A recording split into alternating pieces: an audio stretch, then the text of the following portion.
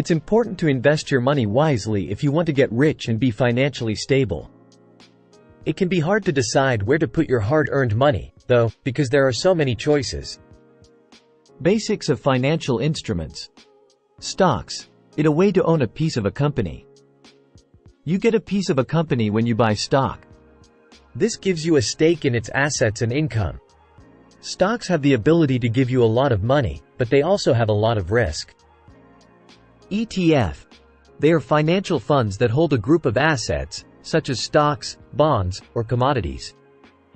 Like individual stocks, they are traded on stock markets and let you build a diversified portfolio without having to choose each asset individually.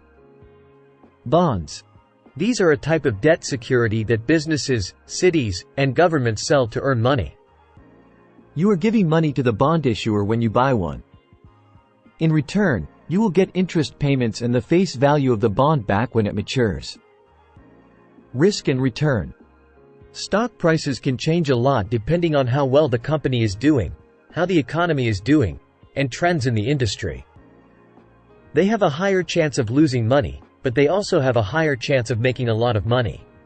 ETFs offer a balanced method by giving you access to a lot of different assets. When compared to investing in single stocks, this spread lowers the risk, but the profits may also be lower.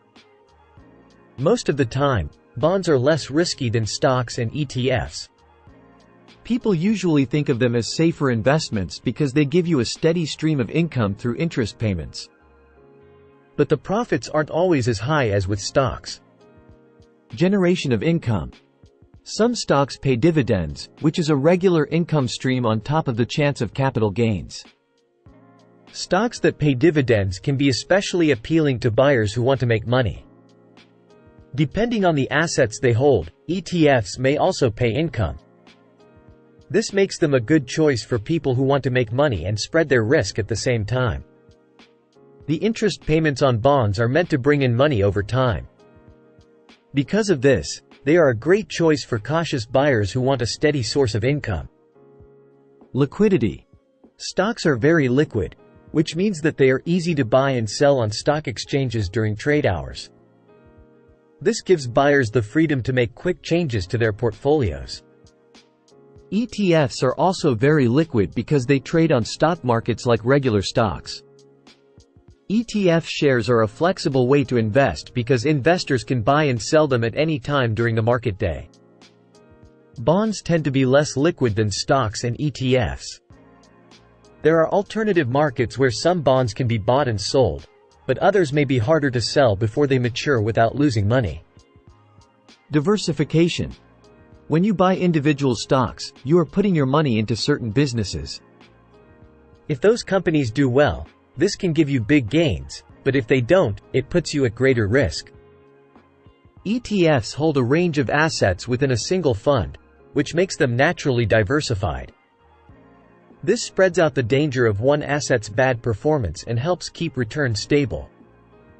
By investing in bonds from a range of companies and maturities, you can spread your risk. This spread outs the risk, especially if one provider goes bankrupt. Time period.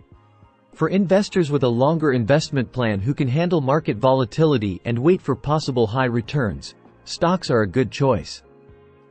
ETFs can be good for both short-term and long-term investors because they offer stability and freedom through diversification. Bonds are great for investors with a medium to long-term view, especially those who are getting close to retirement because they offer a steady income with less danger. Things to think about with taxes. If you sell stocks and make money, you have to pay capital gains tax. Dividends are also taxed. How the investment is taxed, on the other hand, depends on how long the investor holds onto it and their tax rate. Because of how they are set up, ETFs may offer some tax benefits because they can reduce the amount of capital gains distributed.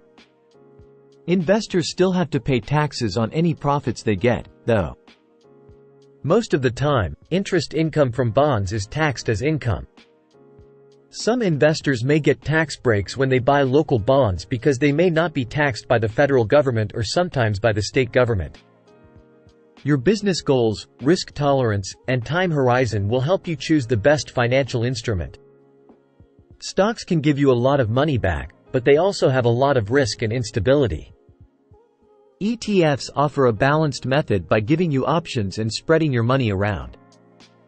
Bonds are perfect for risk-averse buyers who want a steady income. If you know about these important factors, you can make a smarter choice and build a diverse portfolio that fits your financial goals.